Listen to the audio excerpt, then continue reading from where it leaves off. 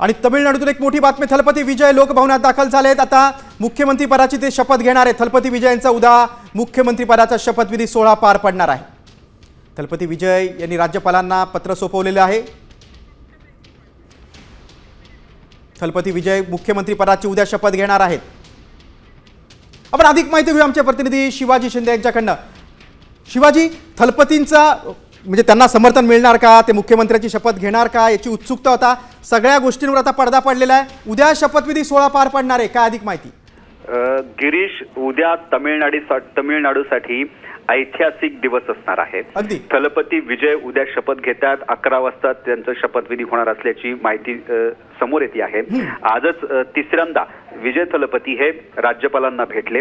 आज त्यांनी आपल्याला जे समर्थन आहे ज्या आमदारांचे त्यांची एक लिस्ट त्यांना दिलेली आहे।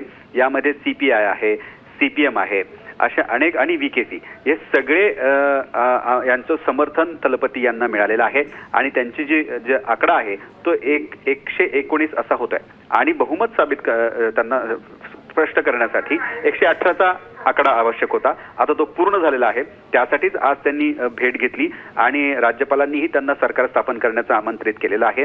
त्यामुळे उद्या शपथविधी होतोय। 11 वाजता शपथविधी होईल आणि तमिळनाडूचे पुढचे मुख्यमंत्री म्हणून विजय थलपती हे विराजमान होतील। आपण सातत्याने पाहिलंय की विजय थलपती यांचं सरकार बनतंय नाही बनतंय, DMK AIADMK एकत्र येत आहे यांची चर्चा सुरू होती, ते सरकार स्थापन करणार अशी एक चर्चा होती। परंतु आता जी आपल्याला माहिती मिळते, जे CPI आहे, काँग्रेस असू दे, जे विपक्षी लोक आहेत, जे त्यांच्या पार्टीने त्यांच्या आमदारांनी एक समर्थन विजय थलपती यांना दिलेलं आहे आणि त्यांच्याकडून एक कमिटमेंट सुद्धा घेतलेली आहे की तुम्ही यापुढे भाजप बरोबर जाणार नाही, अशी कमिटमेंट CPI आणि CPIM यांनी घेतलेलीची माहिती सूत्रांकडून मिळते।